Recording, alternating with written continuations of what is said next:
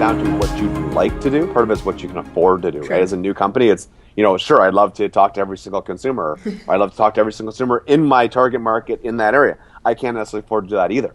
So, part of it is, how you can manage your cash flow. So for us, as an example, in chocolate, especially for a new product in a somewhat new category that we're basically creating, it's, chocolate is a impulse decision product. People make their purchase decisions in chocolate at store level. They don't write on their list, I'm going to go buy chocolate. They walk into a They store and don't say, do oh, that? no, Maybe they I'm the don't. only Well, one well, then. That's maybe you're the only one. No, I'm sure there's some, and I hopefully Awake, at least in the bags anyways, changes that because it becomes more of a routine, every single day at 3 o'clock. I mean, we love to think that that's the case, but I think at least when they're first getting into it, they don't, as I said, it's not a planned purchase per se. 80% of the time, people are coming to a store to see it and they're like, oh, there's a chocolate bar. I deserve it. I'm hungry. That kind of stuff. That I'm going to treat myself, and that's kind of how it sort of goes. And so we really try to focus our marketing efforts on sort of that in store first.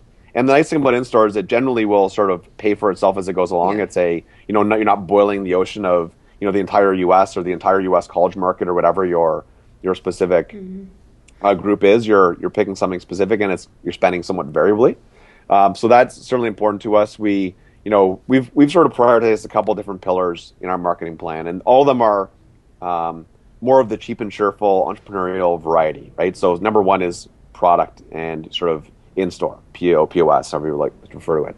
Second one would be sampling. A lot of people wouldn't expect a caffeinated product to taste great, and so when they do, they're very surprised. So however we can sample, the better. And one of the reasons why we created this, small little bite is because obviously it's more efficient for us to sample that size relative to the full size chocolate bar.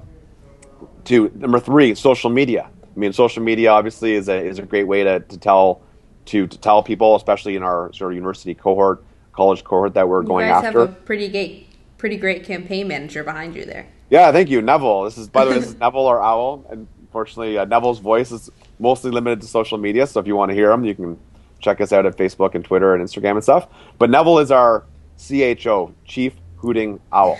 And Neville is the voice of the brand. You tweet to Awake Chocolate. You don't get a response from corporate affairs or something. You get a response from Neville the Owl.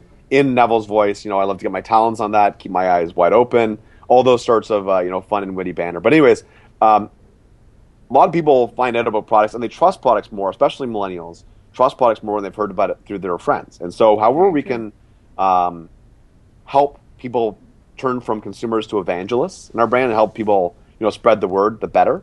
And so we really try to, you leverage social media for that. And finally there's earned media, i.e. PR, what we're doing today, right? What I'm sort of, one of the nice things about this for the Awake brand is we get to, spread the word to new people that may not have heard about the brand before. And that's, leveraging PR. And so that's always been an important part of our marketing mix. So has there been one marketing strategy that's worked above all the other ones? Like one secret one? Is it Neville behind you? Well, Neville's definitely something that sets us apart It from. really does. I mean, truthfully, it does because I laugh every time I see the tweets. Thank you.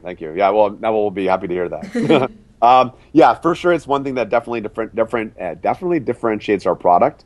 There's no other chocolate bars that I can think of, anyways. If you go to the candy bar section, that you will see that has a mascot, right?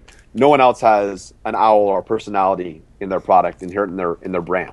So right off the bat, it differentiates our product. It's something that allows people to talk about it, and again, turns consumers into evangelists, or helps turn consumers into evangelists. I think sampling, when somebody's trying our product, we automatically have hopefully a friend for life. I think our trial and repeat is sort of off the charts.